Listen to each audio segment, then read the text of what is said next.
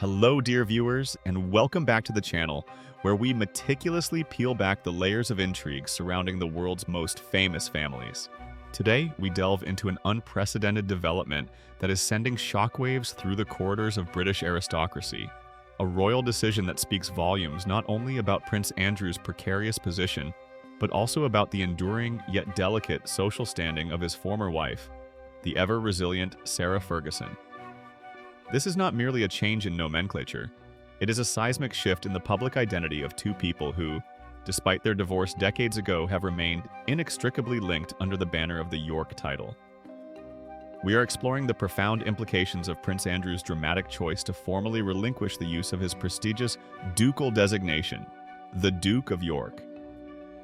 Before we fully immerse ourselves in this unfolding drama, a brief but heartfelt request. If you appreciate this deep dive into royal affairs, please do remember to show your support by tapping that like button and, crucially, subscribing to our channel. Your engagement ensures we can continue bringing you these detailed reports. For years, even after the dissolution of their marriage, Sarah Ferguson had maintained a connection to the royal structure through her title, often still being referred to in formal and informal settings as the Duchess of York. This designation, a remnant of her royal marriage, provided a certain cachet, a recognizable status on the global stage, even as she navigated her own complex relationship with the monarchy. Now, with Prince Andrew's deliberate move to step away from the use of his principal title, that borrowed prestige faces its most severe test.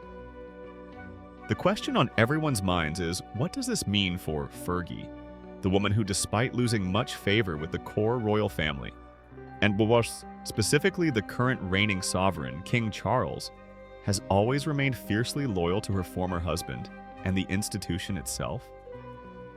The immediate assessment, according to sources close to the former Duchess, suggests a surprising degree of equanimity.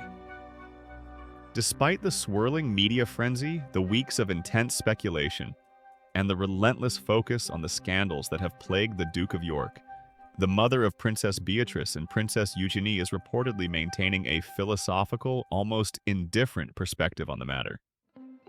She is said to be completely comfortable with how these challenging circumstances have unfolded.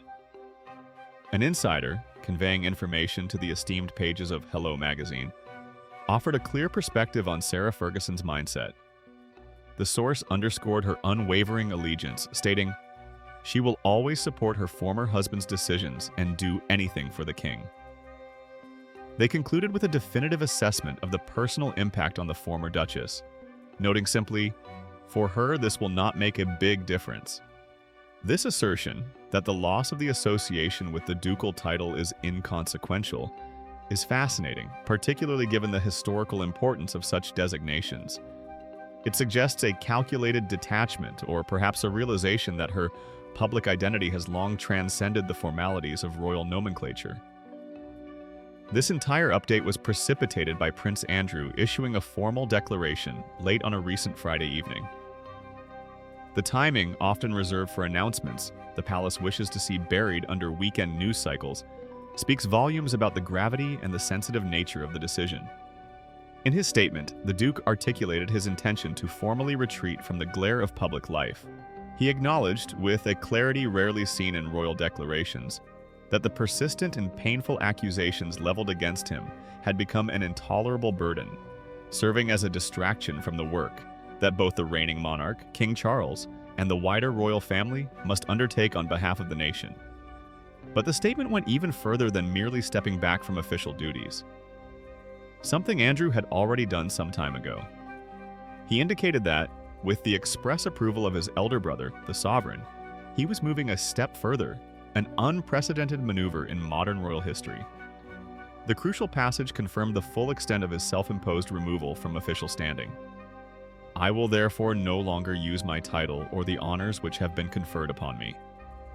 This is a monumental decision, a voluntary abdication of the very symbols of his birthright and service.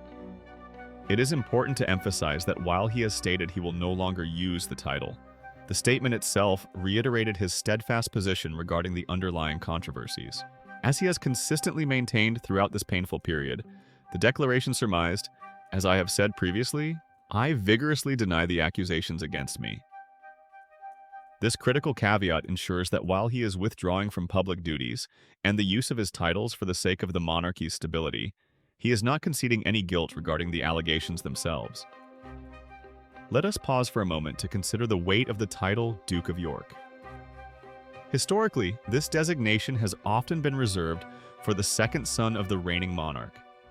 It is a title steeped in centuries of British history, tradition, and prestige. For a member of the royal family to voluntarily cease its use, even while technically retaining the peerage, is an act of significant self-limitation, signaling a complete removal from the central workings of the royal mechanism. For Sarah Ferguson, the consequence is indirect but tangible. While her former husband is the one facing the direct fallout, her own established identity as the Duchess of York is now rendered largely obsolete in practice, if not entirely in law. It signals the definitive end of any illusion that she might return to a central, formalized role within the monarchy, a hope that many speculated she might secretly harbor, particularly given her enduring presence at Royal Lodge. Speaking of Royal Lodge, one of the most intriguing details surrounding this entire saga is the matter of residence. Despite the turmoil, the withdrawal from public life, and the relinquishing of titles, it is widely understood that Prince Andrew will continue to retain his expansive and historical 30-room mansion, Royal Lodge. This grand estate is not just a dwelling, it has been the setting for one of the most unconventional domestic arrangements in royal history.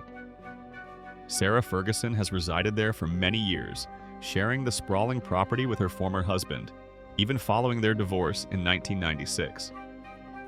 Their ability to maintain this close, supportive, yet highly unusual living situation has long been a source of fascination and, at times, consternation within royal circles. The fact that Andrew is expected to keep Royal Lodge provides a crucial anchor of stability for both him and Sarah. For Fergie, who has faced her own financial and social challenges over the decades, the continued secure tenancy at this historical residence is undoubtedly a significant personal comfort, perhaps far outweighing the loss of a merely honorific title. It secures her physical proximity to her family and provides a bulwark against the storm of public opinion. This shared residence is, in itself, a powerful testament to the unique bond that exists between the former couple. Their relationship, which the media has often described as one of the most amicable divorces in history, suggests that their allegiance to one another far transcends the formalities of marriage or royal decree. When the source speaks of her unwavering support for Andrew's decisions, it is rooted in this shared life and mutual dependence.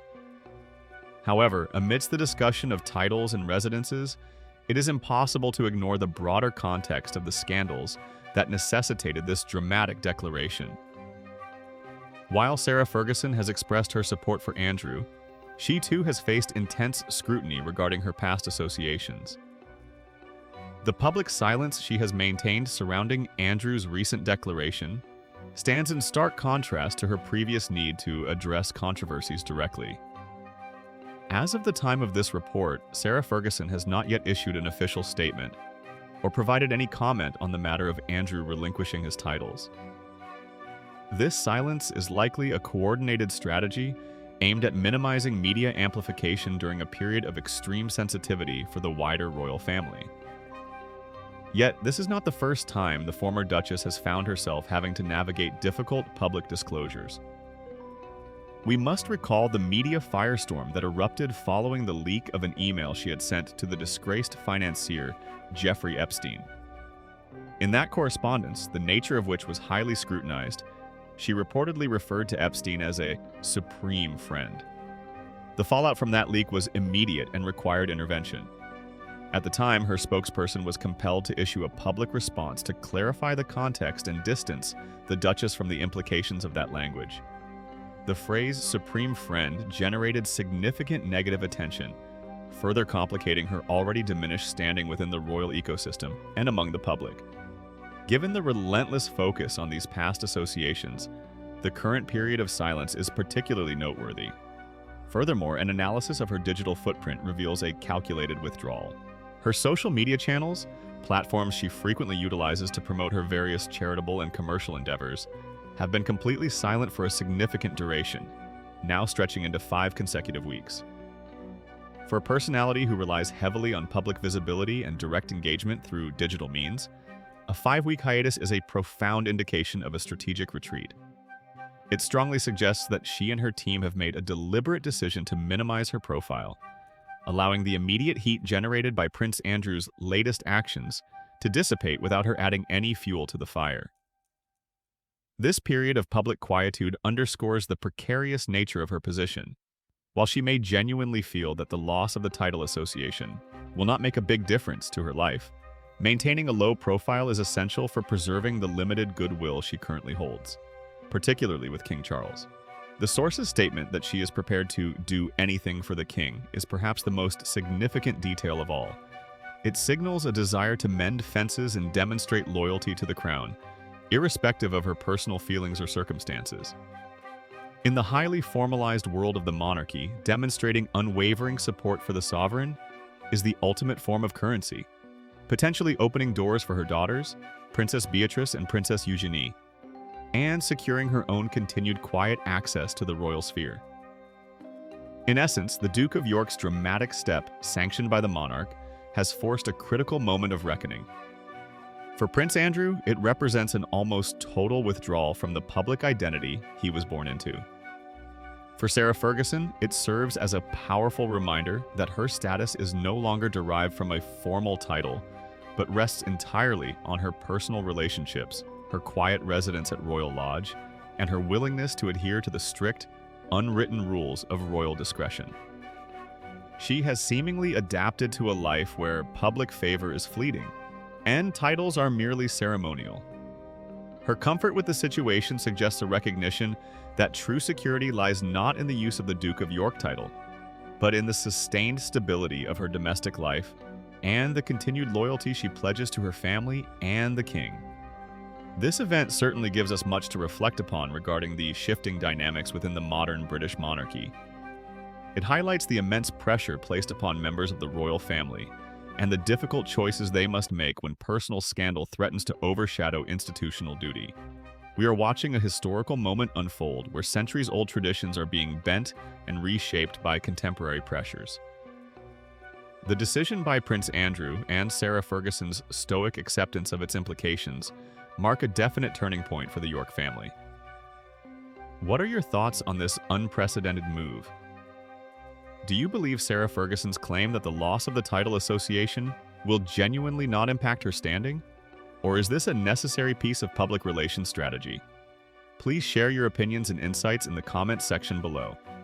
We always appreciate hearing your perspective on these complex matters. Don't forget to like this video, subscribe for more detailed royal analyses, and hit that notification bell so you don't miss our next update as this story continues to develop. Thank you for watching, and we look forward to seeing you in our next broadcast.